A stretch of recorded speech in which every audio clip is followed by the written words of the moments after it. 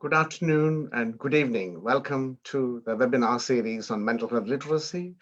This is a new format of webinar where we are actually looking at mental health literacy narratives and user recovery narratives and how that actually constructs mental health literacy in the wider population around India and also around the world as well. Welcome to our two distinguished guests who actually agreed to be presenting their stories in this webinar. So welcome Meera Sreekumar and welcome Raghu Raghavan. And I will introduce you formally in a minute. So also welcome all the people who actually joined us on Zoom and also the people who actually joined us on Facebook. The process is that we would have a storytelling session for about 5 to 10 minutes, and then we would actually enter into kind of format of discussion, an informal discussion, whereby the audience would also have an opportunity to raise their points or concerns or questions through the chat box or the question and answer box within Zoom or through Facebook handles as well. And then we will try and answer them live in the program. So this program normally lasts for about an hour and a half, and we are not intending to go beyond 1 hour and 30 minutes today. So thank you once again for joining for this important session of mainstreaming the conversations around mental health in India. I am Raghu Raghavan. I'm a professor of mental health at DeMontfort University in Leicester in the UK. And I lead a project called the Mental Health Literacy Project, MeHeLP India, which explores how we construct culturally constructed mental health literacy in the Indian context. This project is actually based within the Kerala context, but the outcomes and impact is actually applicable throughout India. So what is mental health literacy? Mental health literacy is not just the conversations around mental health. It is not just about mental health awareness. There are 6 or 7 distinct aspects of mental health literacy that we should be looking at. One is actually about the awareness, of the conditions or distress or the illness that one may actually have or others may actually have. Secondly, is about what causes those kind of conditions, what causes those illnesses or those distress. And thirdly, what are the kind of professional help that is available for those individuals and families to seek help and support. And fourthly is actually about some of the self-help interventions. What are the ways in which we can actually help ourselves? Because actually there is a concept about everybody is actually talking about mental health and not about mental illness. And I think people seems to be very afraid of talking about mental illness these days. So mental health and how we create that mental health and well-being, that positivity as well as self-help approaches. And fifthly is actually in relation to how we seek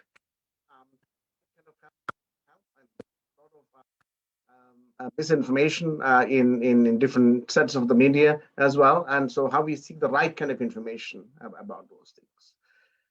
And sixthly is actually about how we create more information to eradicate the stigma and more better understanding about mental health and well-being and also about mental illness.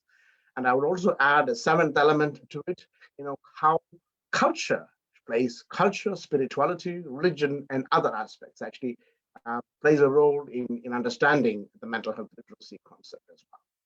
Of course, culture shapes the way we think, so it is important that how that influences the way we approach the illness mode or the helpful mode, or how we seek help, and how the stigma may actually prevent us from seeking help in the right approach. So that is mental health literacy. So this is a UK Research Council funded project in India. So we hope to promote the whole aspect of mental health literacy in the Indian context. Now I have great pleasure to introduce 2 distinguished guests who have joined us for this webinar on recovery narratives on mental health and well-being, and also how a therapist actually sees those roles from a perspective. So first of all, Meera Sreekumar, welcome you to the program officially. And Meera Sreekumar is a corporate and commercial lawyer with 7 years experience in private equity mergers and commercial contracts. She is also one of the founding members of a sports, media, and entertainment firm called Off the Bench. She has a mental health and wellness blog and an Instagram page called the Wholesome Living 87, where she stresses the lived experiences of mental health journey as a bipolar disorder survivor with an aim to spread mental health awareness. Meera has recently started a peer support community in Chennai for persons with mental illness as part of an initiative by Bipolar India. So very welcome to you, Meera. Thank you for joining this important webinar where we are actually looking at the stories of survivors and how we promote that mental health literacy. Next, I have great pleasure to introduce you to Hovovi Bakwagar, who is a psychologist and a psychotherapist with over 22 years of experience. And she works as a private practitioner in her independent venture called Manashni in Power in Mumbai. She is an affiliate of the American Psychological Association and a member of the Association of Clinical Psychologists in India and a member of the International Society for the Study of Trauma and Dissociation. She has a trauma-informed approach in her practice and works with mood disorders, anxiety disorders, and adult survivors of abuse and neglect. Mental health literacy has always been a passion for Hovovi, and she writes on educational articles about mental health and her blog in popular media. She has been an invited speaker on various media channels in India and also the print media as well. At the moment, Hovovi is pursuing her PhD in the field of secondary traumatic stress from Tata Institute of Social Sciences in Mumbai, and has received awards from Young Environmentalist Foundation and the Times Healthcare. So welcome, Hovovi, to this program, and an important wish to have. This is the first time that we are actually doing a program with a survivor narrative and a therapist also in the program. And I think we want to follow this pattern and see how this actually works out. Because I think it adds another dimension as to how we try and actually explore the therapeutic approach and the storytelling and how we can actually together construct meanings around mental health literacy. So thank you, both of you. So Meera, if I could come to you first, if you could tell your story, and then I'll ask Hovovi for her narrative. So over to you, Meera.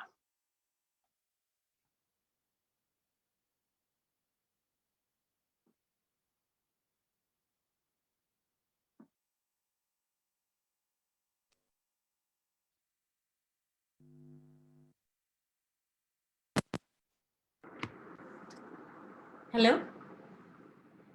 Okay. And there was some issue with my headphones. Okay, thank you, Professor Raghu.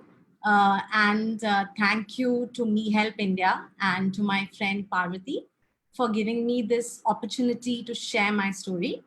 And I also am really honored to share this platform with Hovi ma'am, who's such a renowned psychologist. So my mental health journey actually begins in 2007, where I was studying in Bangalore in law school. And actually, I had a full-blown manic attack, which was linked to a traumatic incident that happened in my life. And, you know, when you say full-blown manic episode, it's like in medical terms, it's called psychosis, where you sort of go out of reality and you have hallucinations. You have, you think that your dear and near ones are a threat to your life, and you have extreme level of anxiety.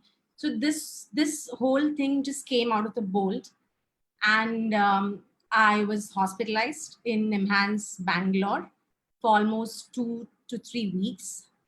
I had to take a break from college for almost a year, and I got back.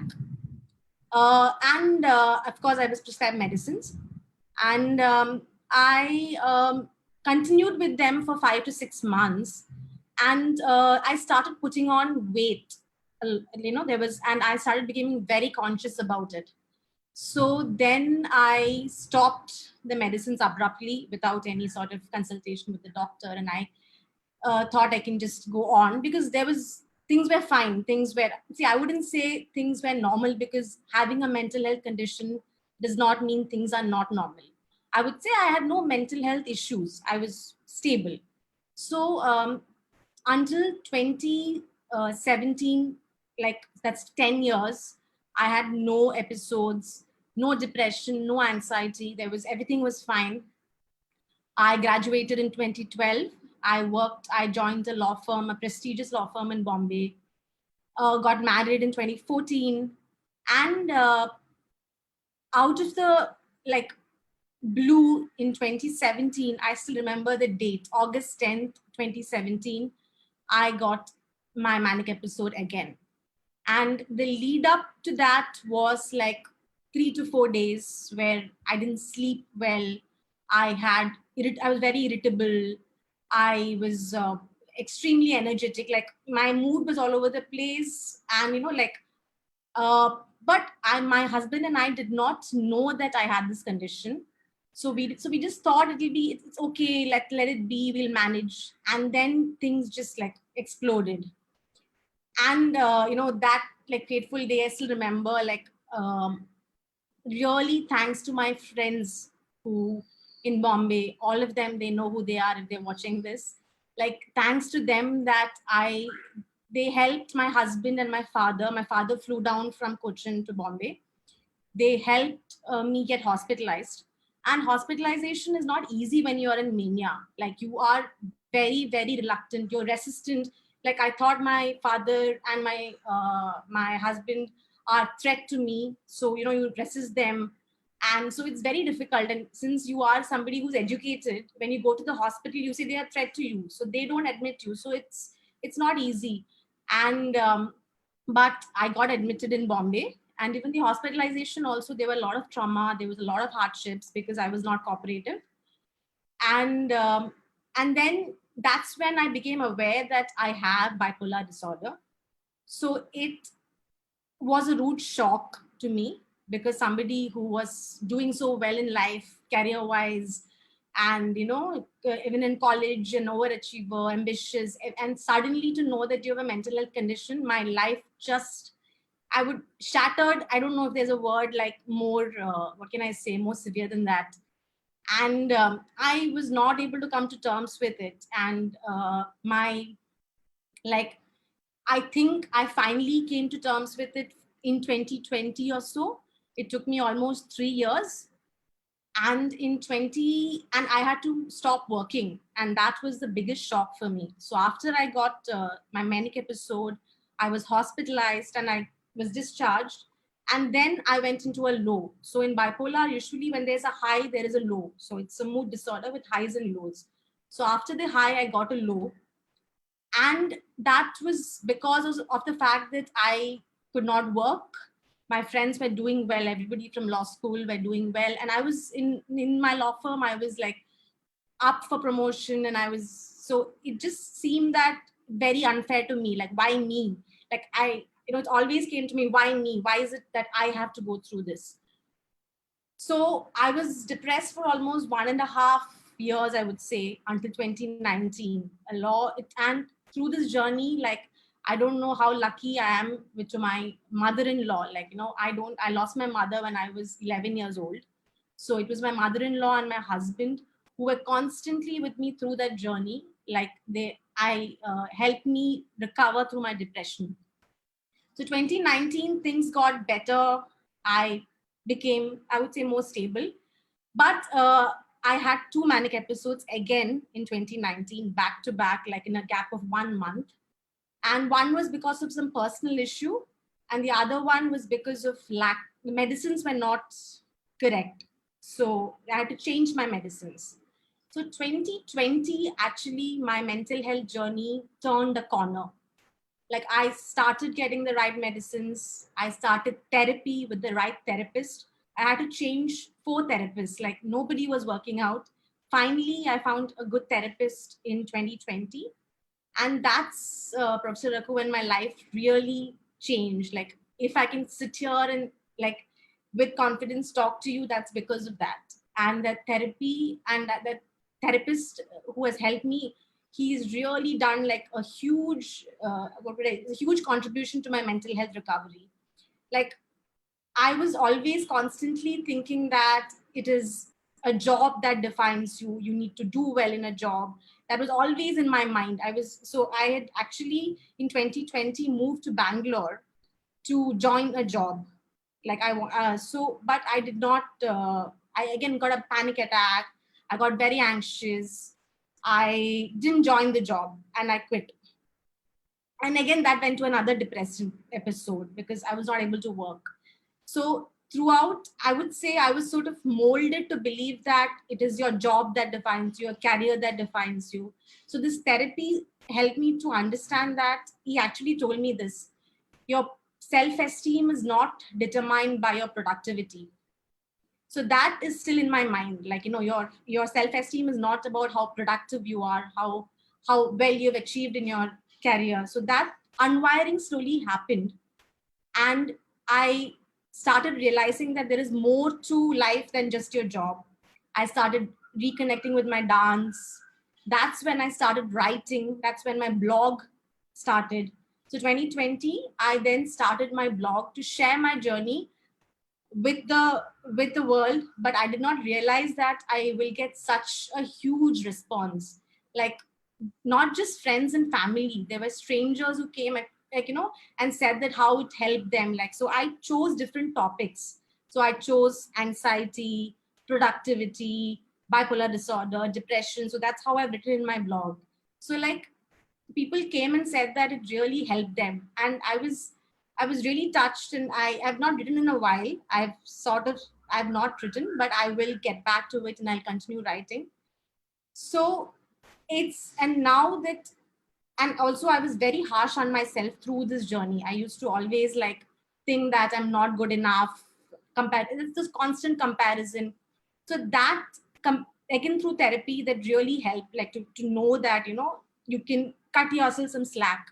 So what I'm trying to tell who was watching is that therapy is really helpful. And if you're facing a mental health issue, go meet a good therapist. Of course, medicines are important, and medicines and therapy. So, and the other important aspect is your support system. Like, your support system is essentially your parents, your family, your friends. Like, I really like, I want to make best use of this opportunity and want to thank all of them, to tell them that they are really out there and they really helped me, like, with this coming out of this condition, being stable. And then finally, what recently I'm doing is this peer support group, which I met this wonderful person, Mr. Vijay Nalawala. So he is a bipolar disorder survivor. He's a huge, like a personality in the mental health initiatives and mental health circles.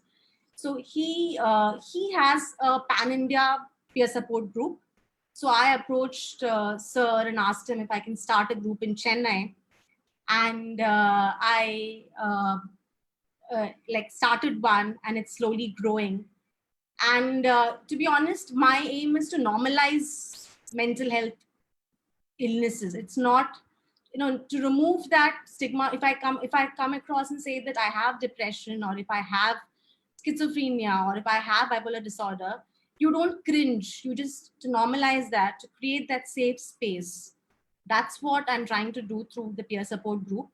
I wouldn't say everybody is sharing everything. It's not like that. Like, it's not even close to that. People are reluctant to share their stories. But the larger group is a much more inclusive group, and people share their stories. So slowly, I will use this guidance to sort of grow that.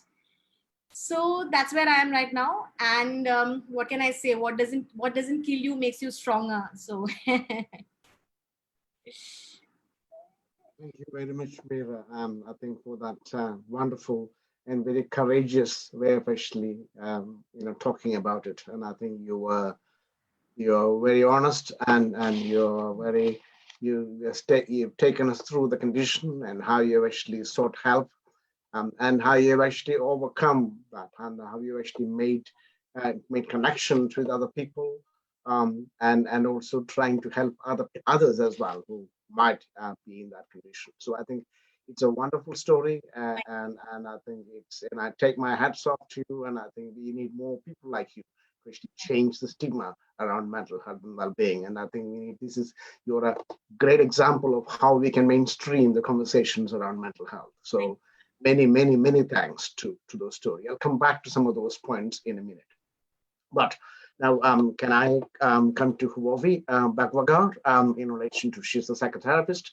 So, Huovi, can we sort of tell your story in relation to from a therapeutic perspective, and then we can try and connect both in terms of how this might be linking up with the mental health literacy angle.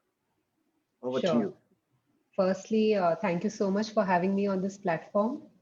And thank you, Dr. Raghu, MeHeLP, and Meera. Your story was touching, inspiring, and I could see my journey also as a therapist. Many of the things I hear on a daily basis and I've heard all these years have also, they reached out to me.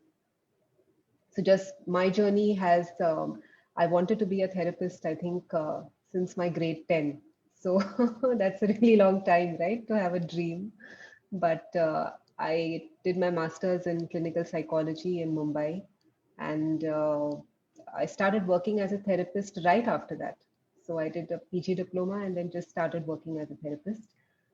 And I did go into a lot of other mental health areas. Like I worked with a big NGO which worked with rehabilitation, and I was the head of department there. Then I moved on to doing work with caregivers and with nurses and doctors, doing programs for them and outreach programs. So a number of such, I would say mental health work in order to discover what I truly wanted to do. And I always was a therapist alongside. So I had my private practice, which then grew. And then I began in 2010 with full-fledged private practice here in Powai in Mumbai. Slowly, because of my introduction to a therapy called EMDR, eye movement desensitization and reprocessing, I got drawn into the world of trauma. So I began working with a lot of people, seeing a lot of people and recognizing trauma, understanding the roots of personality disorders, the roots of a lot of our mental health conditions which lie in trauma and dissociation. And today I specialize in a lot of these conditions. That's a lot of my therapy work centers around personality disorders, complex trauma, dissociation, anxiety disorders, and mood disorders. So that's where I am today, primarily a therapist and also now a PhD scholar, researching in secondary trauma. So I want to see the effect of working with trauma populations on therapists. So that's what my research study is focused on. And thank you for having me on this platform. It's unique for me to also talk to a survivor like this. It's to me very unique. I've said this to you even on informal chats, Dr. Raghu, but it's truly a wonderful experience. I think I've dropped out. Sorry, I think I lost my connection for a bit. Okay, carry on. So I'm just happy to be here and in this unique space where I can be with someone who's speaking about their story, and we can share, and let's see how it unfolds. Thank you very much, Huobi. Thank you for that, and sharing your experiences and your expertise with us. Great. So can we now enter into kind of a discussion mode whereby we can maybe dissect some of those issues, if that is okay, Meera. At any point in time, if you think that you don't want to talk about it, then just feel free to say so, and we'll be happy to try and go into another mode of chit chat. I don't consider this as a questioning mode. I consider this very informal chit chat about information. So you sort of mentioned about you realized the kind of manic episode and other things. So what was your and were you working in a firm? What was your employer's kind of context? How were you employed through somebody, and how did they react to all these things? Oh, thank you. I think that's a very relevant question, and glad that you asked it. So I was with my law firm in Bombay when this happened, and my boss was extremely supportive. In fact, when I had my manic episode, I reached out to him.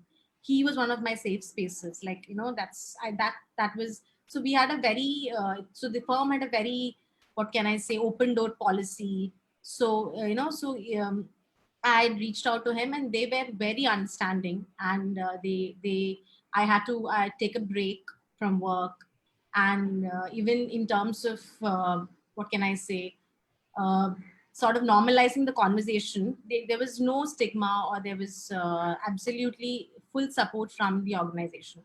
So Good, good. So what happened, Hovi, I think you worked with, last 22 years with a number of organizations, professionals, etc.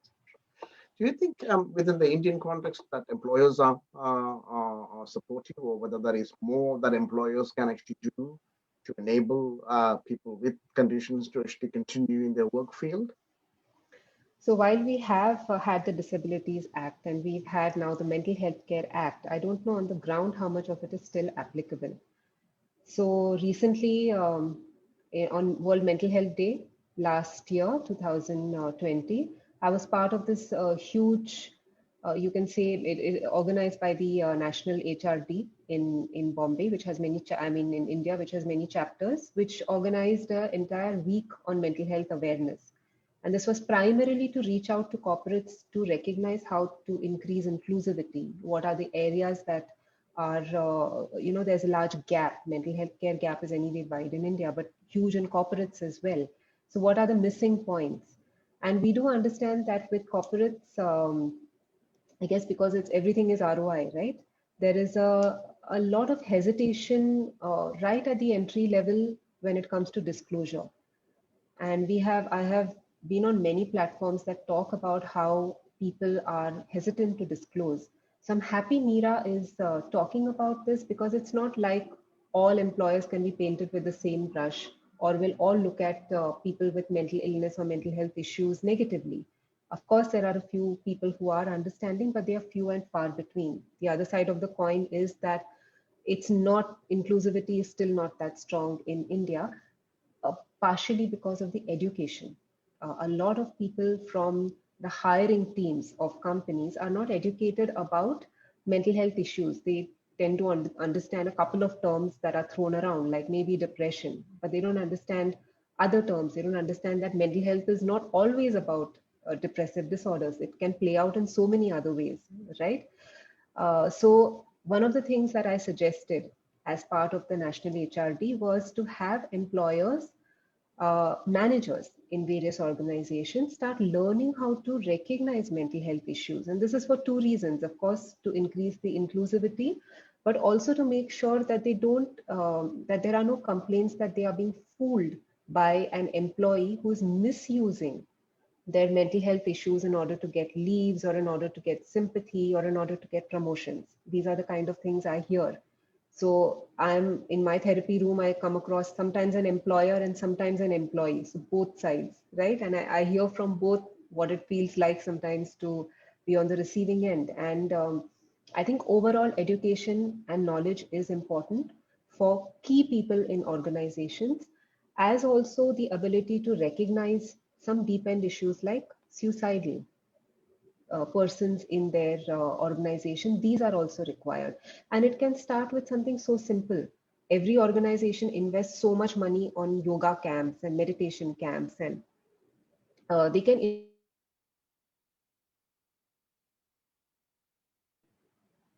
Sorry, my network is going on and off. So I was saying that organizations can invest that time and effort and money, perhaps more in an inclusivity training, or in a training of recognition of mental health issues. And it can make a drastic difference to, engaging employees who have these issues, and then, concoct reasons for absenteeism and all of those things. So it can actually improve the overall health, financial health also of a company.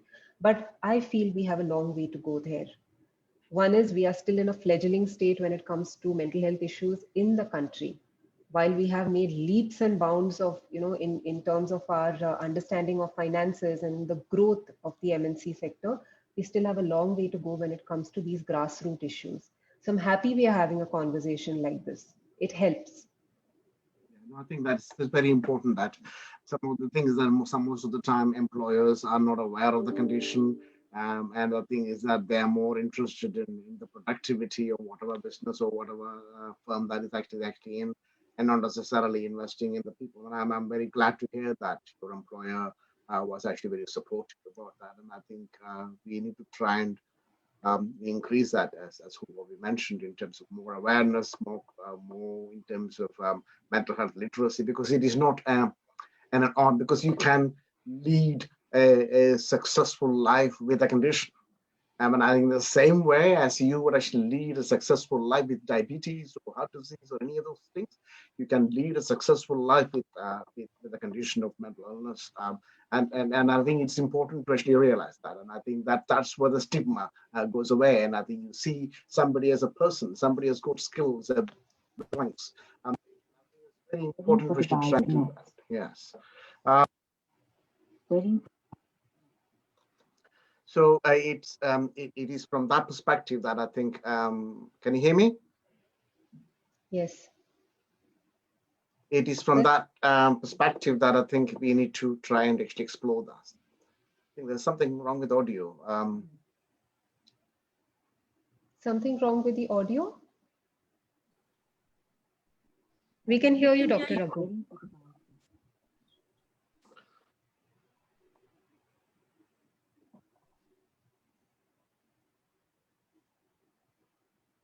Pairing mode, waiting for device to connect. Apologies for, I think it should be okay now. Can you hear me? Fine. So I think it's important that we need to take that initiative. So can I now turn to the attention of the family, really, because the family plays a major role here in terms of the support for the person. In terms of, because if the family doesn't actually understand what it is all about, they might not be able to provide the support. And I think, to hear your story whereby your husband and your mother-in-law and your father were very supportive about those roles, and I think that is an exemplary story, really, in many ways. So could you kind of tell a bit more about it and how they actually felt about the whole thing? So I think they were quite helpless in a lot of times, at least when during the depressive phases. I know that like then we didn't have a good therapist and we didn't know what to do.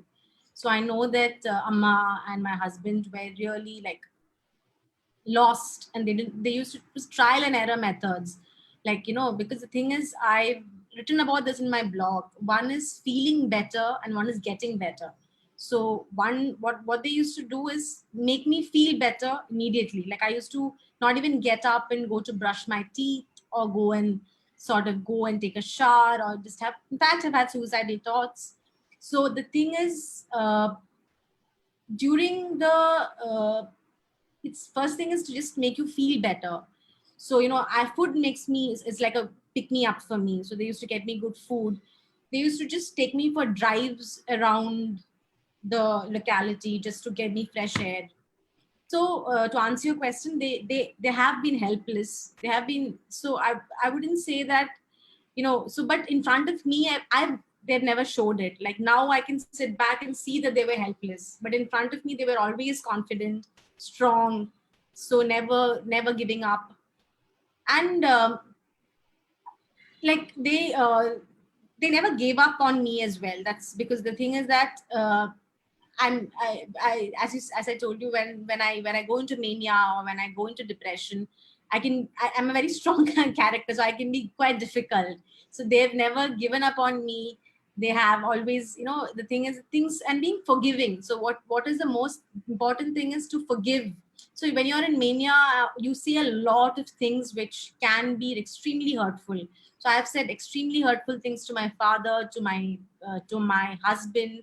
So to be forgiving is something which I think is the biggest gift that my family has given me. Like, they have understood that it's not me who's talking, it's my illness. So to make that distinction, they've been able to do that. Like suppose when I'm in anger, or when I'm in rage, or when I'm extremely sad, I send these messages to the family group, and like just outpour my emotions. Like, I don't feel I'm lost, everything. And then they understand it's not me, it's my illness. So to make that distinction. So I think they've been understanding, forgiving. They have felt helpless. So so I think, yeah, that's all I can say from my observation. Rest they have to say. So I think that is great, because I think it takes great courage from the family to try and explore that support, because obviously, they don't know, and I think they have actually jumped into the deep end to actually help you, to support you.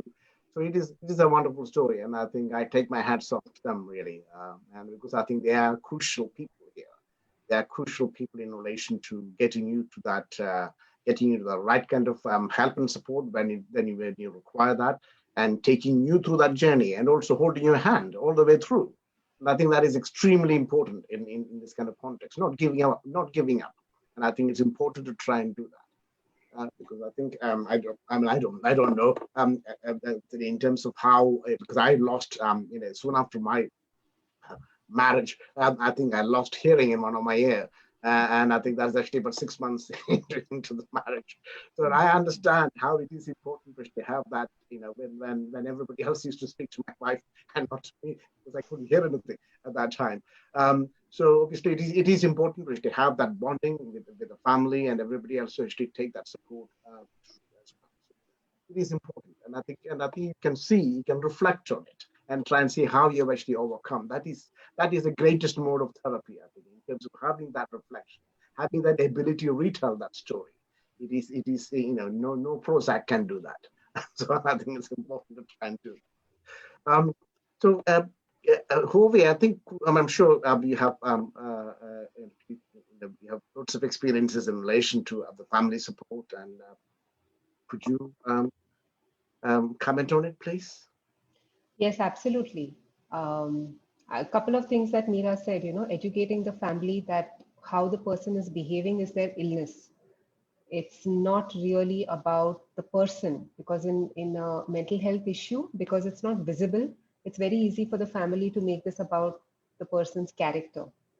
And I cannot tell you how valuable family support is, how absolutely it can be a game changer in adherence to medication, in recognizing the signs of an approaching episode.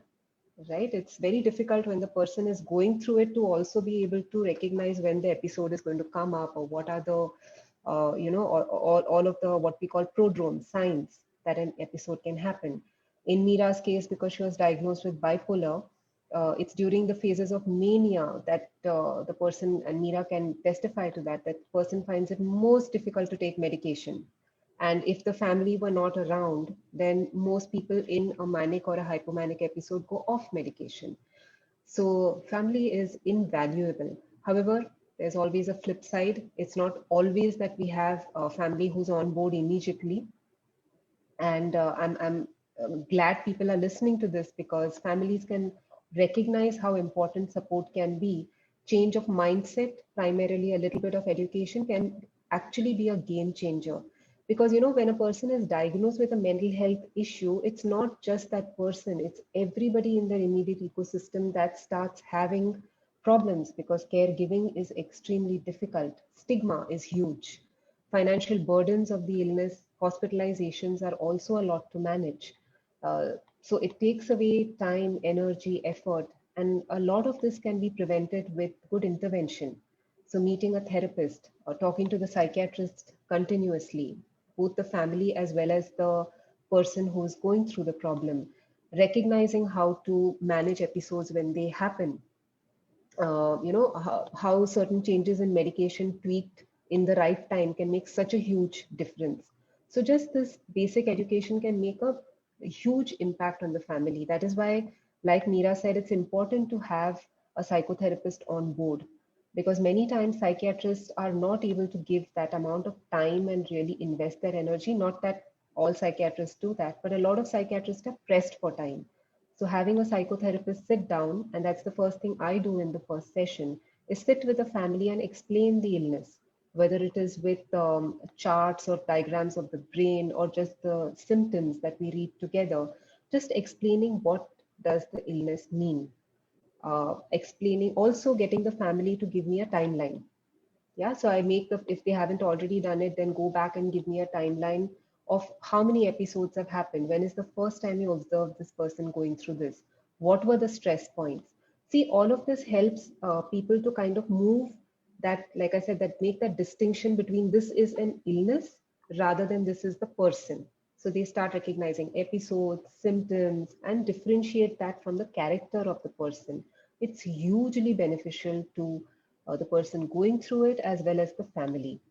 And nowadays, especially, the family needs to be a lot more on board, because without family support, many decisions even the psychiatrist cannot take with the advent of the Mental Health Care Act that's done for the protection of the patient. So it's very important, you know, you can't just walk in to a psychiatrist's office or a psychologist's office without at least one informant present. That was necessary even earlier, but even more so now. And the reason is that this is not a condition, no mental health condition should be managed alone. And whether you like it or not, it is going to impact the family. So it is better to get them on board right from the start and have them along the journey. Of course, when therapy progresses, the family doesn't need to sit in for sessions all the time, but accompanying for the session is also very beneficial. I've had clients who say that the reason I'm sitting here is only because a family member of mine is outside in the waiting room and I have that safety. When I leave the session overwhelmed, at least somebody is there to take me back home. I'm not disoriented and lost. So even these small things, they help a lot. Simple things, as Meera said, you know, sometimes there are days when I've had clients just not able to get out of bed and brush their teeth, comb their hair. And they're not able to do that, not because they're lazy, but because the illness is at its peak at that point of time. And sometimes medication is not helping. A little bit of empathy from a family member can get them through a day and get them through a day functionally. So it's extremely important, and I can't underscore this more and more. You know, having empathic, caring family around is huge. That's great. And I think, thank you very much for that. I think the family support is crucial, is the cornerstone of recovery in many ways. And I think it's the first point of contact, people around you immediately. And I think it's the main thing. One more, I also want to touch on one final point as well in terms of the stigma element of things. Because obviously stigma is in Indian context, the mental health stigma is very huge. When it is true in the Western concept as well. You know, we are not saints here in relation to the stigma. So I think that prevails here too. But I think how did you manage to overcome or talk through or live through the stigma? You know, because obviously your friends or other kind of social network contacts may have actually asked you questions, or they may have, you know, they may not have spoken to you, or they may have been very supportive to you. We don't know. But I think how did you come through? How did you manage that?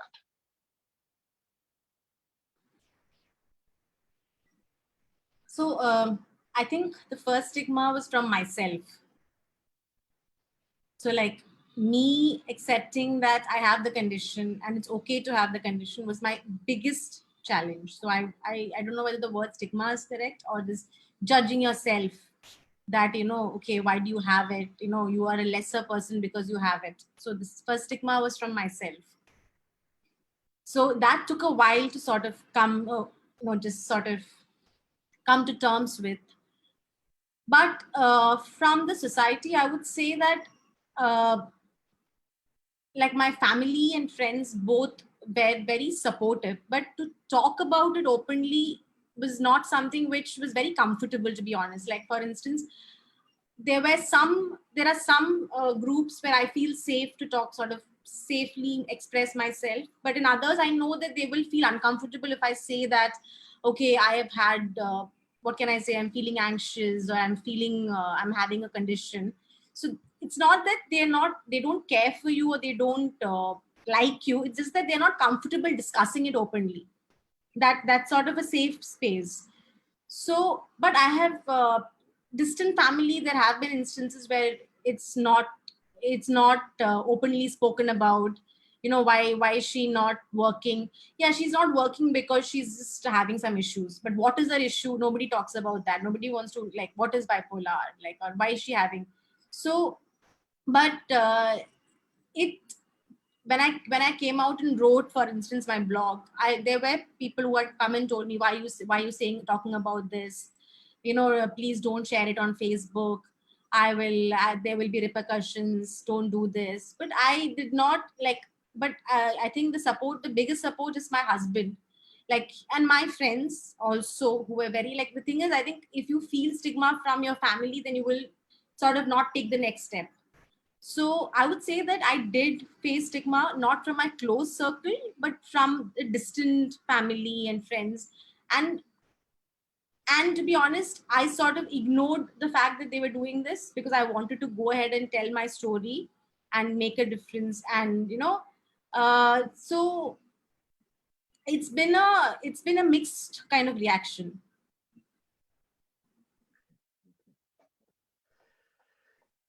Thank you for that. But I think I think it's what is the bravest thing is that you are talking about it. And I think that is the most important thing. And I think that in itself, it's actually a major step in your life, and also in it being an example and for us. I think it is no simple thing. It is a major thing at all. So I think you contributed by doing that. You're contributing very much to the kind of the whole therapy mode, the whole mental health literacy angle, the whole awareness mode. Immense contribution that you are actually making in relation to that. So it is very important. Consider it's very important. Right, coming to Hovi. Hovi, in relation to the stigma element of things, and could you comment on it, please? It's there all the time. It's 21, 22 years in the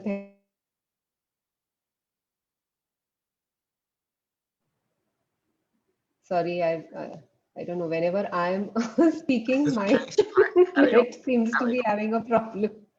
Maybe it's telling me to zip up. It's used to me listening, maybe not talking. But not a single day that there hasn't, or a new client that comes in that doesn't come in with stigma. And I love Meera's words, what she said, which is that the stigma is first on that they face with themselves in their mind. Why do I have this problem? Is there something wrong with me as a person? What did I do wrong? Sometimes it's also about karma. What did I do wrong in my past life? Yeah, because we Indians believe a lot in that. And I can tell you that until some of this shifts, we really don't do therapy. Some of the stigma, some of the attaching, your self-worth to the illness has to move a little bit, as also believing somewhere you did something wrong, so this illness happened.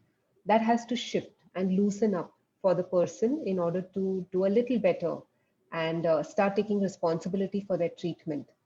Because engaging in the treatment is very important for care. Any psychiatrist will tell you that, whether it comes to medication management, follow-up visits, letting a psychiatrist know when there is a sign of an episode approaching. All of this is, you can say, mitigated by the level of stigma. If there is too much of it, then the person is definitely not going to reach out for help at the right time. And then things get worse and worse and worse. So, stigma doesn't just end by walking into a psychiatrist's office and starting medication. It doesn't end with just taking therapy. It's a continuous process in a person's mind, in the family, in the way they are looking. And it accounts for that hesitancy that people feel in reaching out for help, even when they are on medication. Forget about before that, right? And stigma also accounts for this huge gap that we have, almost a 90% gap that we have in mental health care help that a lot of people are not receiving because of all of these, thoughts going around that somewhere we have caused it, or somewhere, you did something wrong in your, not only in your past life, but in this life, which is why you have been cursed with this problem. And a lot of the stigma originates, it's not just with people who are not very educated. It is there even in our urban populations, much more, I would say, in the upper middle class and middle class population as well, where there is a constant feeling, even if they don't speak about it openly, right? Like I have some clients who's, come from very educated homes. It's not like their family doesn't like them or hates them after they have been diagnosed with a condition. But simple things like, you won't be able to do this. For example, why do you want to take up a stressful job? Or why do you want to go abroad to study? Or why do you want to, have the second child? Or subtle forms of stigma also show up in these ways, and it somehow makes a person feel incapable. So I think if we have to reduce that, it has to come with good education.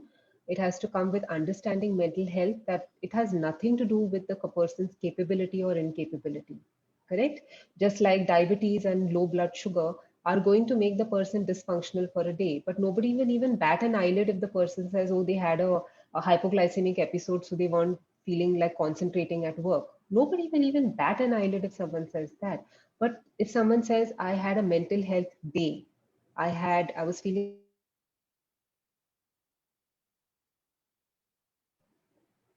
if somebody says I'm feeling depressed at work and I couldn't focus, we are definitely going to look twice at them and ask, what's wrong? Or why don't you try yoga? Or why don't you listen to some sort of suggestion will come up, which is got nothing to do with their recovery. But that's how we are. We tend to take mental health issues sometimes too seriously, or sometimes we just overlook it. It's not considered on the spectrum of any illness, which needs to be managed like any illness. And if we start looking at it that way, so much change can happen. So this, when the Mental Health Care Act, and it's so beautiful, right? Even if 5% of it is implemented, I feel that there can be a massive change in this country in our approach towards mental health and in the recovery process, bridging the mental health care gap, and starts with each one of us sitting right here. Yeah. Well, thank you for that. Thank you. That's very valuable comment in relation to the stigma element of things. Obviously, as you rightly said, some people overlook it, some people not actually being aware of any of those things, and some people think that, and I think it's also kind of very dark age thoughts. I think we're living in a modern world, and I think these things are real. Otherwise, we wouldn't be talking about it. So I think it's important to do that. But I think suffering in silence is something part of the stigma process. And I think Yes, suffering in absolutely. silence is not the right option in relation to this. I And I so think agree. you need to talk to your immediate family and friends, see how they might be able to try and help you, to try and to seek help. The first thing is to seek help. And I think medication plays an important role, but also therapy and self-help and many other things plays a major role as well in relation to these things. So mental health, I think mental health literacy is not a unified concept. As people in the Western world, where I live, people think that mental health literacy, if you go and see a psychologist, if you go and see a psychiatrist, that's it, you are mental health literate. But that is pure northern world, global north thinking. It is nothing, but I think we consider as mental health literacies because somebody would actually see a psychiatrist, might also see an astrologer, might also see a yoga therapist, might also see a psychotherapist. So I think somebody makes meaning and a purpose out of all those things as well, because then together all those things, because we cannot judge and say that is not helpful, this is not helpful in this way.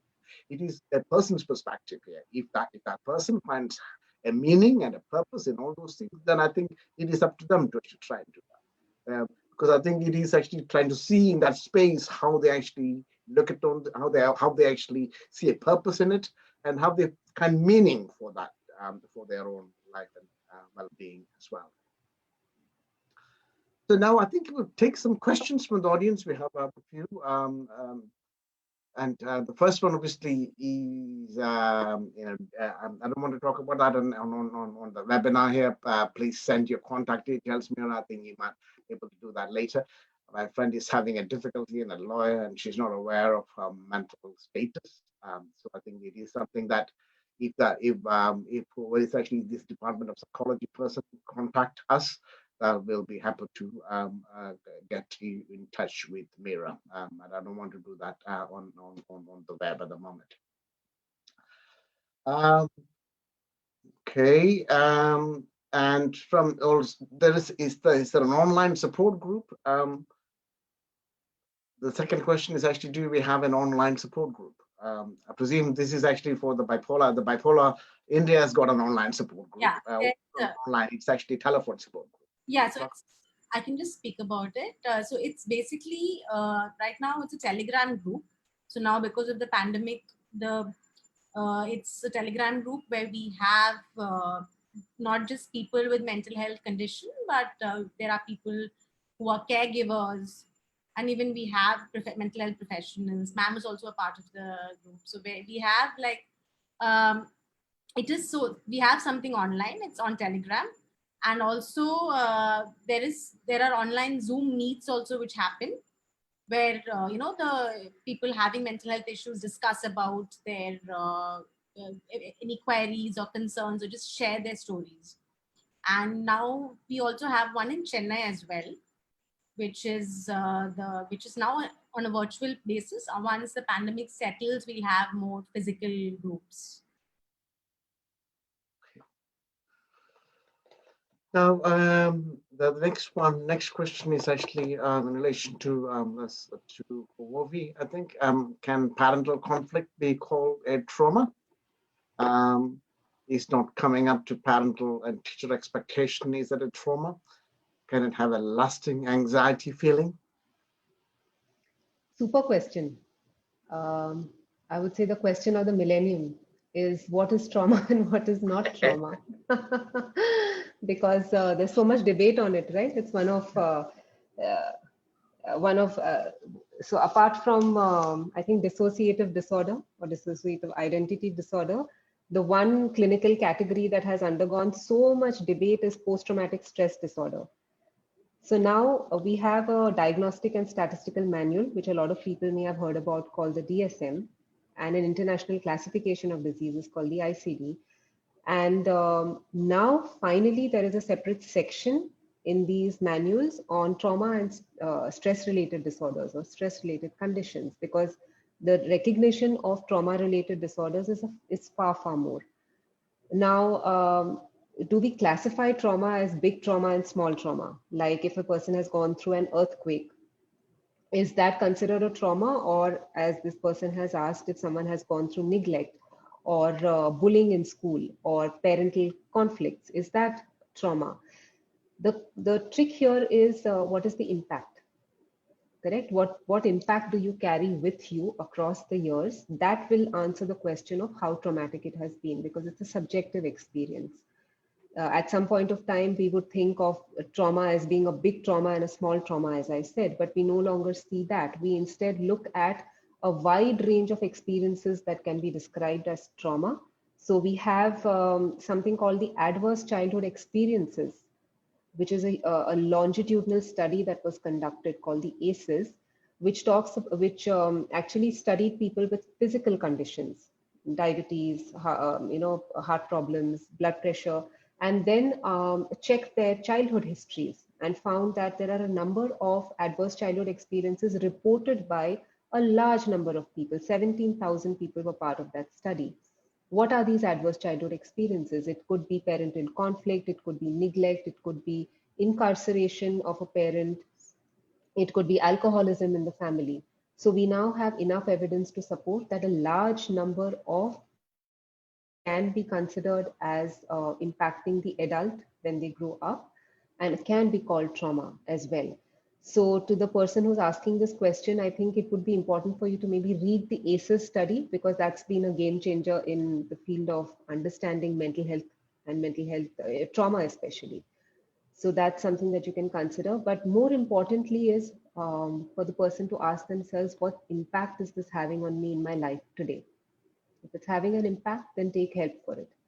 So that's how I would answer that. Thank you very much. That is a very knowledgeable question and an answer to that. We have also have one other question from Facebook. It's actually in the chat page box. I'm diagnosed with clinical depression. I have depression since my high school. I've also developed developed headaches after that. And first migraine, and then cluster headaches and trigeminal neuralgia.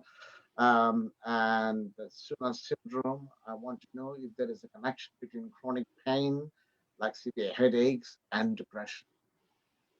Robbie. Very much. There could be a strong, of course, if you have been ruled out by a neurologist and your psychiatrist and neurologist are working together, a lot of headaches are also based in mental health issues. It's a tricky area because I wouldn't touch on it as a therapist unless I have a clearance from a neurologist, and there isn't really a neurological issue we should look at. But let's say you have had clearance from a neurologist, as you say, and there is chronic pain. There is more than enough research now to support that a lot of people suffer from pain for years together and find help in a therapist's office. Fibromyalgia is a known condition that has received a lot of help through therapy. So I would say if you're not receiving or if your medications are not helping you, then check for the origins of that chronic pain. It will often lie in stored emotions, and helping those emotions can be very helpful to making the pain go away. There's more than enough research on this available in the public domain that you can read about. And in my own therapy practice, I see a number of such clients benefit from pain. For example, headaches are often related to avoided emotions, and they get help, or those headaches get help when those emotions are processed. So I would say just take a suggestion or visit a psychologist and see what help you get there. I'm sure you will. Okay. No, thank you. That's great. In relation to the questions, and I think so. We I think other look at the question notes. I think so. Thank you from the Department of Psychology.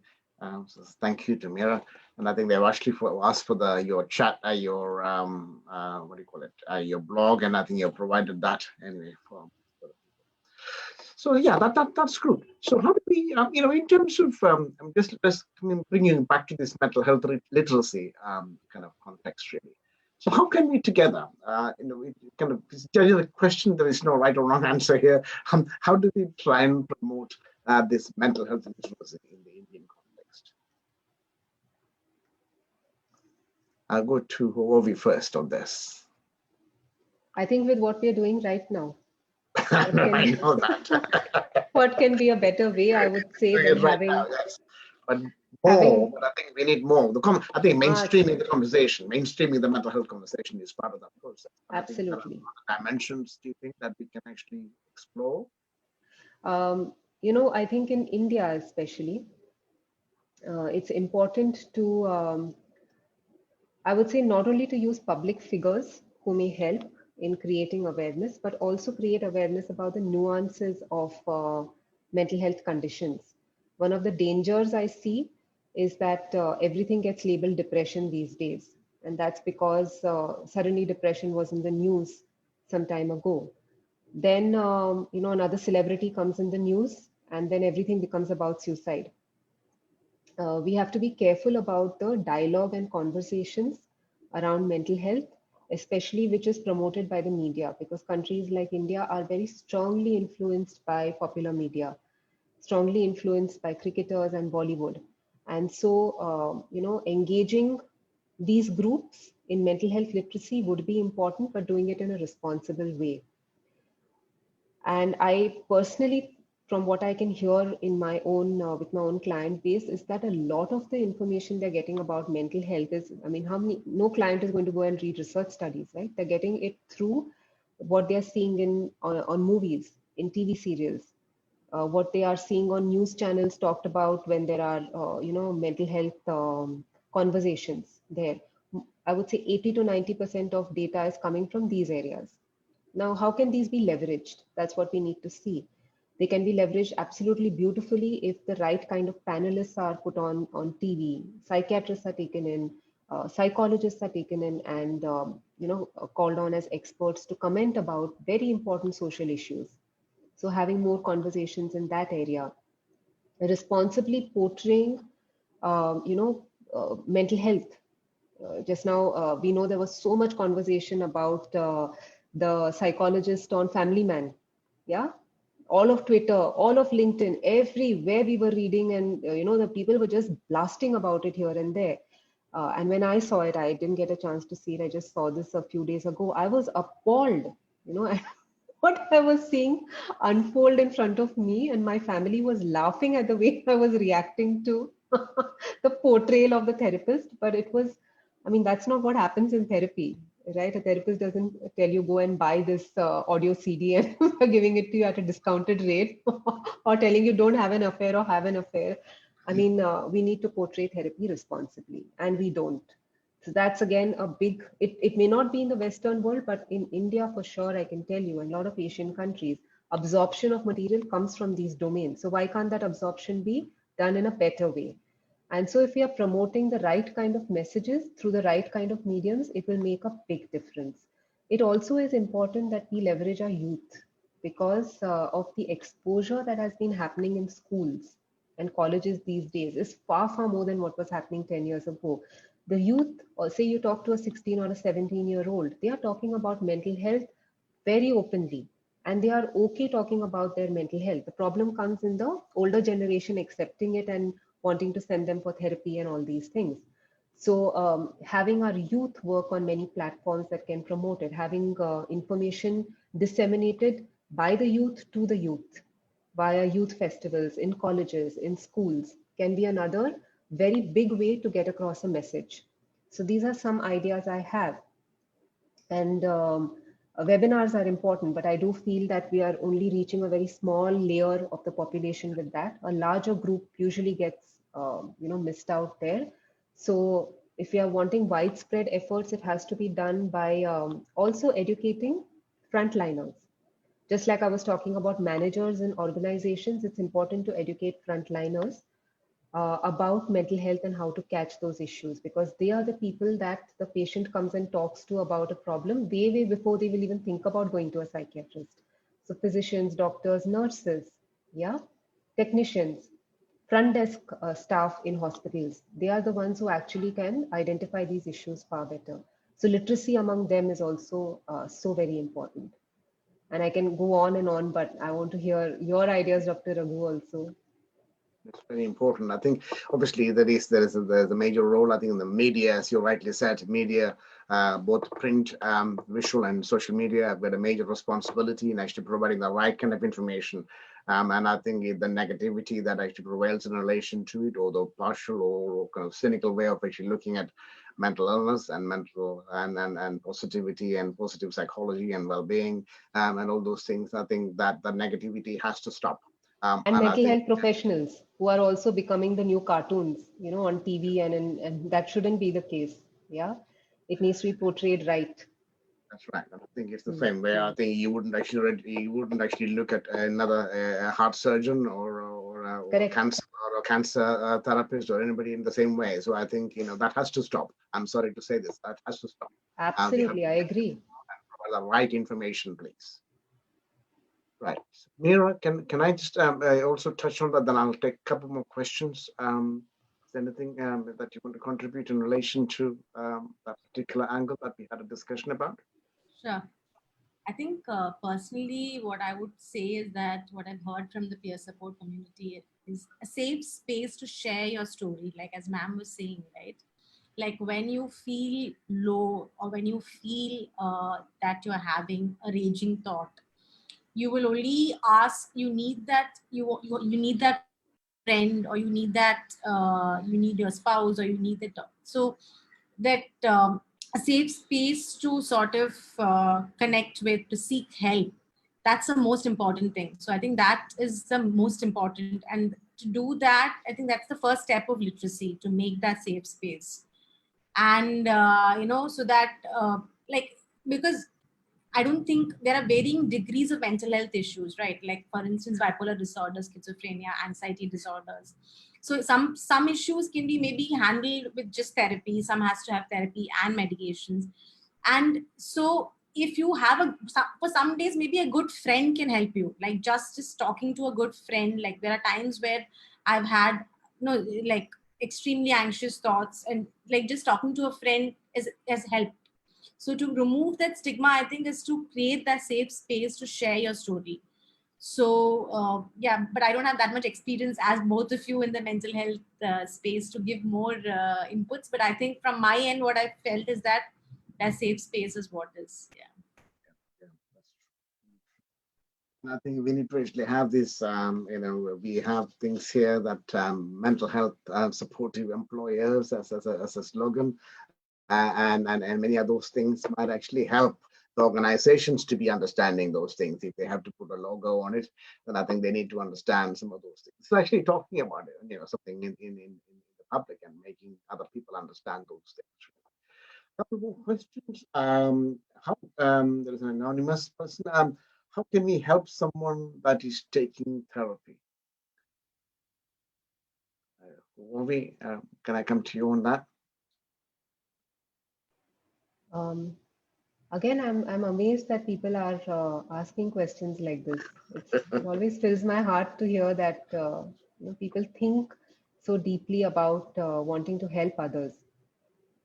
So definitely someone who's taking therapy, you don't just bundle them off to a therapist. And oftentimes I feel that, that they're just sent to, and everyone washes their hands off this person. Okay, no, it's a therapist's job, manage them. And I feel that's so sad. The fact is that therapy is what, once a week for 1 hour. The rest of the time you're spending with your family, you're spending with your friends, your colleagues. It's very important that you support.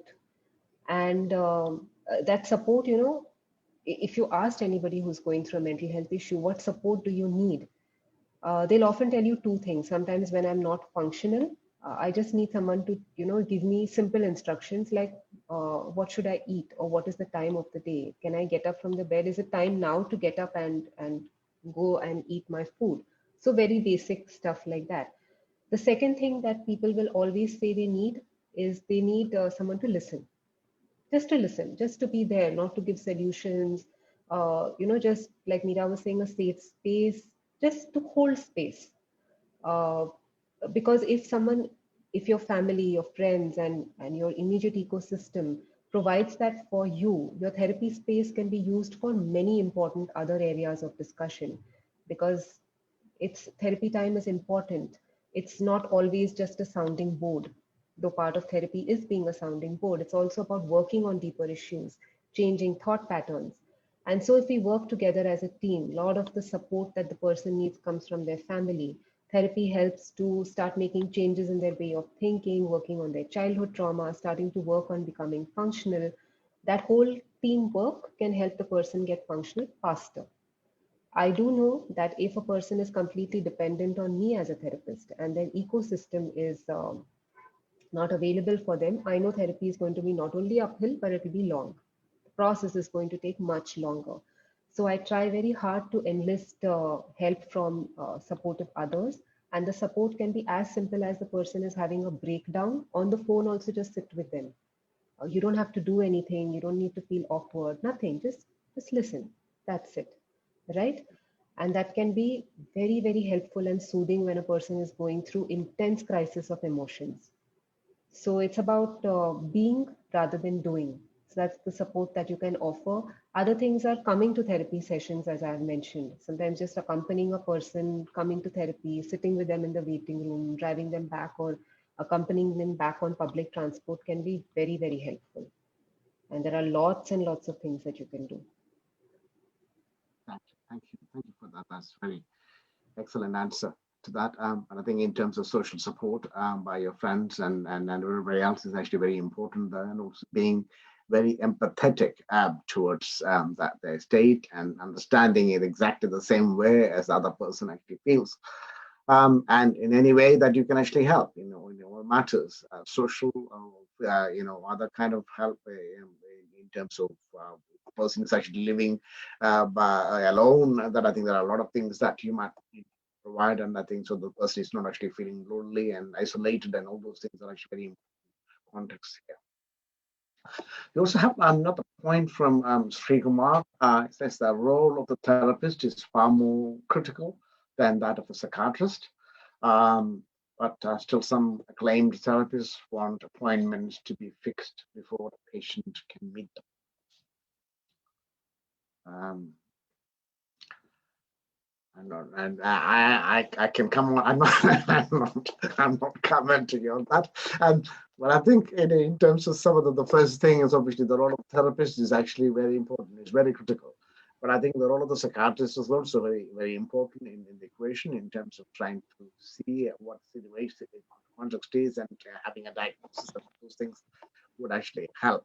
But I think one important thing is that we should not medicalize some of those things. We should not medicalize our life. Everybody experiences distress. Everybody experiences sadness, and everybody experiences anxiety. I have anxiety before I came to this webinar, and I think so. So I'm just thinking, what am I going to talk about here? So, and I think everybody experiences that. But I think one should be aware that, but we should not, that's part of life. And I think it's how we actually steer our life within that context, and how we take the stress and strain, and how we find meaning and purpose in that. That is what mental health is all about. And then I think obviously the degree that matters in relation to the distress, I think the distress actually prevents you from carrying on your normal activities, daily life, and that's when we should look at an illness mode. But I think it's important that we should not over medicalize some of those feelings, and grief especially is that we should not over medicalize it. And I think that's just a point that I wanted to make from one perspective. But I think Bhuvavi, I think I'm sure you have that comment on it. I think part of mental health literacy is also the role of a psychiatrist and a psychologist and a therapist. My God, how much I get bombarded with this question on a daily. People calling me up, cursing me because I'm not giving appointments. If I lose sleep at night, I'm telling you, it is primarily because I have less space for appointments, and people really getting upset with me, distressed with me. From morning to evening, it is just about me answering calls and directing people to the right resources, because I'm overfull. My wait list is overfull. Now I want to take this platform to just clear up some doubts. And I borrow from you, Dr. Raghu, that we don't medicalize it, and yet we structure it. One of the problems that we have around mental health literacy in India is placing doctors, teachers, and psychologists in a guru position. And that's really not something we need to do, because we need to recognize that we have to get away from that way of thinking. It may have been helpful before professions started becoming more structured. That is, the guru helped a person, or a teacher helped a person to get over their emotional problems. That's no more the case. We have professions now. These professions charge money. There are degrees that go and behind it. There's time and effort that goes behind it. So we need to recognize as a structure in which it operates. One of those structures is, as you go to a cardiologist, as you said, or you go to a diabetologist, you visit a psychologist, you obviously take an appointment. Imagine if I'm just sitting there and then I have like a flood of people walking in without an appointment. What's going to happen? Say Meera and I are in therapy and somebody is just there. Meera's crying and she's talking about a depressive episode, and somebody walks in outside there. Am I supposed to go out and talk to the person who's waiting there because they have come in without an appointment? No. In the real world, this kind of stuff doesn't work. In a therapy setup, it doesn't work. Not if the therapist wants to retain her or his sanity across practice. So the reality is that therapists will see 5 or 6 clients a day. They can't see more than that. They can't, because each session will be about an hour to an hour and a half, with a little half an hour break at least in between, if you want to stay okay. Which maximizes their time to the full, right? That's an 8 or 9 hour job of a day. And of course, you're writing reports out and you're writing client sessions out. So that is why therapists have limited slots. Psychiatrists can take more on, because of the, in an hour, they may be able to see 3 or 2 people. That is why they can see more at the end of the day. The gap is also coming because we have very few psychiatrists, very few psychologists available to take on the amount of population. So just like we have vaccine shortage, we had shortage of mental health experts from day one, right? And that gap is going to take a long time to fill. It accounts for why people get so angry, because they have to wait for appointments, because they are not able to get the help when they are ready for it. Okay, it accounts for people reaching out for help, getting irritated because they're not getting the right help, visiting a psychologist, then getting irritated with them because there's no good fit. Sometimes that happens, right? You meet somebody and you don't like, then they get bugged because they have to wait for the next appointment for the next psychologist, so they give up. A lot of times they just give up and say, I don't want to meet anybody. This is all a money making business. All of these people are in for economic benefit, not to help others out. And that's where we lose a lot of patients. So I want to tell people that let's work with the problems that we have today. There are a number of psychologists available. Just have patience. If you don't, like Meera did, she visited 4 people, right? You went to 4 psychologists, I think, or 4 therapists. Sometimes you may need to do that. And you need to do that because this is not as simple as diagnosing an issue and giving a medicine. This is also about whether I'm comfortable with my therapist. So there has to be a human element there. Not everybody who comes or walks into my office is comfortable with me. That's not about me. It's just about our good fit, right? So if don't lose hope, continue finding, you will find the right kind of person for your profession, for your problem. But also I would just give out this message that see therapy or psychotherapy and psychiatry as helping professions, not only as help. Because if you see them as professions, you'll recognize there's a structure that goes around it and you'll be less frustrated. There is a system that is operating in India. We are all frustrated with the systems here. This is one of those systems that's part of this country that isn't yet completely organized. So we need to work in that system and account for our frustrations, but not just give up because of them. This is just a shout out to all those people who continue in therapy despite the frustrations. Good job. Thank you for that. I think that's great. And I think I also want to add that the psychiatrists and psychologists are also vulnerable people. They're human beings. They're very vulnerable people. And I think it is not easy, sitting there and talking about the issues and how that actually affects their own life as well. And I think that is very much, which we don't talk about that. The mental health of psychiatrists and psychologists is not a talked about subject. And I think it's important that to see that they are also vulnerable people. They also experience some of this distress. And I think they also seek support. So it's everybody, in the same way as a heart surgeon might also have a very weak heart. So I think it's one of those things, and it's important to try and understand that, they are not actually kind of very strong, iron-minded people that, that with cure written all over their face and all those things. That is not how it should be seen really. Meera, any last comments from you? I think we started with you because we're nearly coming to the end of the program. So any final comments from you, Meera? Sure. See, it's okay to be not okay. It sounds very cliched, but when you know that you have a mental health issue, you feel really lost, you feel really frustrated, you feel really helpless. But know that, as I said before, you are not your illness. So this is also something which has been corrected from the peers. So you don't say that I am bipolar. You say I have a bipolar disorder condition. So you are not your illness.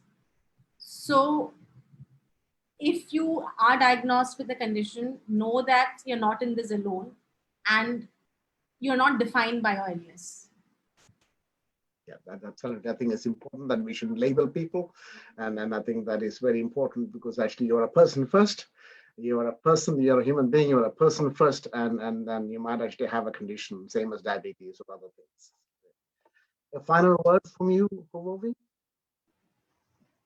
I would borrow from what Meera says. That is, I could have all the techniques and the psychiatrist can have all the knowledge of medication, but it's finally the human inside that you need to tap into when you're visiting someone for mental health help. You're working with a professional, but you're also bringing your own grit, determination, motivation, your consistency in seeking that help. That's very, very important. And I tell almost all my clients the same thing, that humans are always much bigger than their problems, much bigger than they give themselves credit for. So, this COVID scenario has opened my eyes to how resilience really pans out among people. People who are living with abusers in their own home, people who have lost jobs, people who've lost, their entire family has been wiped out with COVID, little children who've lost both their parents, and then seeing resilience still step in, still come in. Healthcare workers, I wrote about a healthcare worker recently on social media. Every single one of us has that ability to be resilient, to look beyond our illnesses or any problem that we may face, and recognize that beneath all of that is a kernel of who we are as people. And just to find that a little bit, that gives us our strength to own up to that and to take it forward. Okay. Thank you very much. So we're coming to the end of the program. So I must actually thank our Chief Distinguished Guest, Meera Sreekumar, and Raghu Raghavan, for this insightful session. And I think it is not a simple matter to actually talk about the condition and then trying to see how other things can actually be brought for therapeutic mode. So extremely important. And I think so. Thank you very much for that. And it's very, very purposeful, meaningful webinar in relation to how we promote mental health literacy. I'm sure we will have more of this. So in the COVID context as well, and I think it's important that we stay safe, stay healthy, and think positive. So many thanks for all of you who have joined us for this webinar, both on Zoom and also on Facebook.